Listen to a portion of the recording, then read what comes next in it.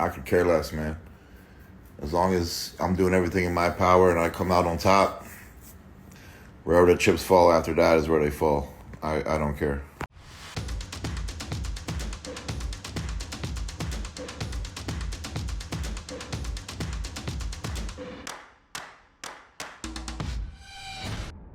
What's up guys and welcome. You are watching Fazi Fitness. So let's start this video with an update from the mutant Nick Walker. So Nick admitted that some of the comments that were made after his New York Pro win, that got to him because he barely won that show.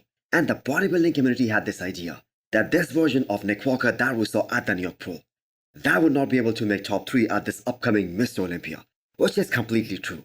And Nick Walker himself also knows that.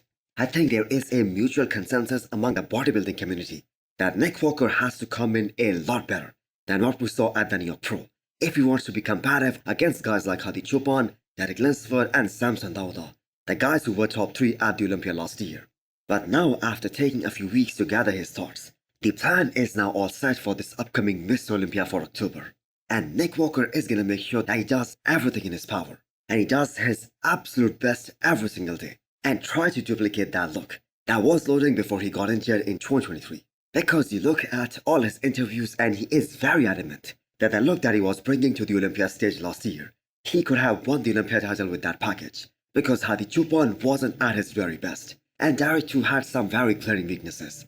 Now his midsection, his waistline is gonna be the biggest focal point for this upcoming Mr. Olympia. And Nick Walker also knows that. He needs to be extra cautious, because in that breakdown video of the New York Pro, even Tal Mannion pointed that out multiple times, that Nick Walker has no room for error in that aspect.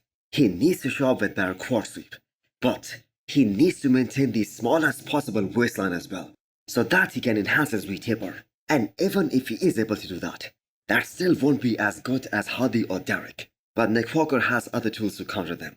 And it has already been confirmed by Matt Jensen, who is his coach, that he's gonna need some help from both Hadi, Derek, and of course Samson Brandao as well, if Nick is to beat these guys. Yeah, I think I have room to improve everywhere. Overall refinement. I think I need some more quad size, more back size, more upper chest. Cap the delts a little better. Hit the rear delts a little harder. I mean, I could go on. I am my own worst critic, so there's always room for improvement, no matter what.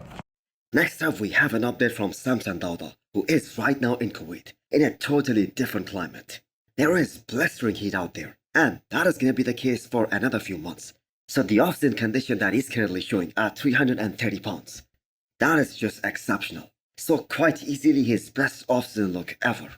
So Samson Brandao had very humble beginnings in bodybuilding, and his success, that did not happen overnight. All the luxuries that he has right now is because of bodybuilding. And this is why people say that not everyone can thrive out there in Oxygen Gym in Kuwait, because there is nothing else to do out there other than train, eat, sleep and repeat.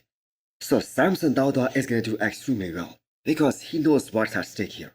So every bodybuilding expert out there believes that he has everything that it takes to be Mr. Olympia.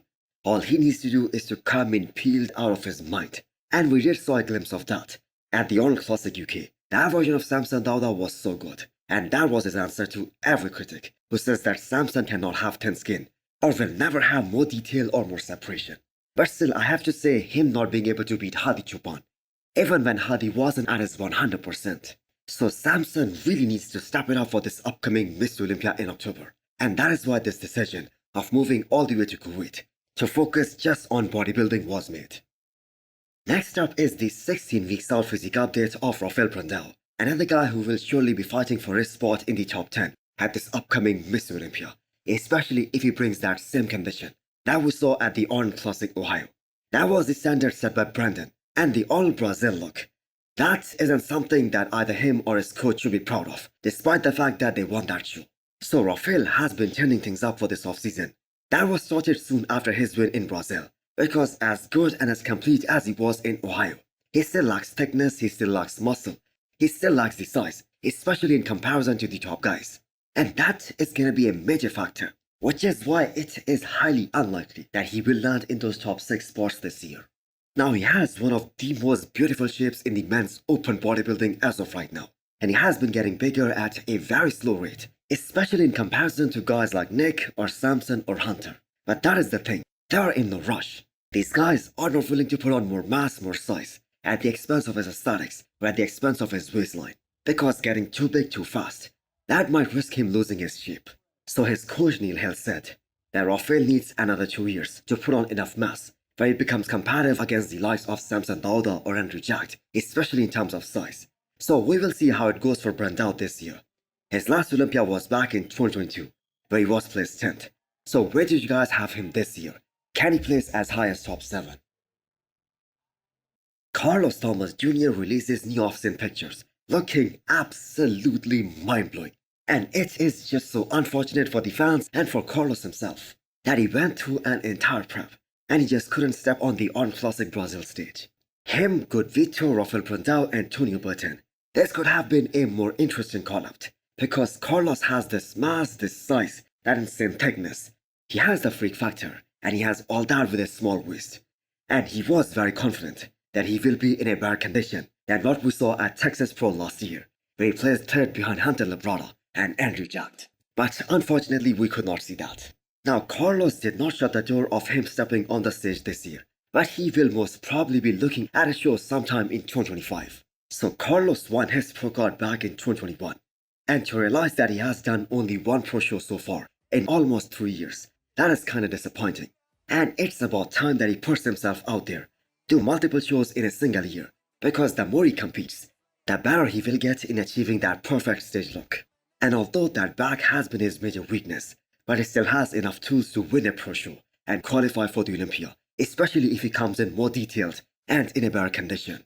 So last year at Texas Pro, he looked really great, but he was just nowhere close to either Hunter Labrada or Andrew Jacked, especially in the conditioning aspect.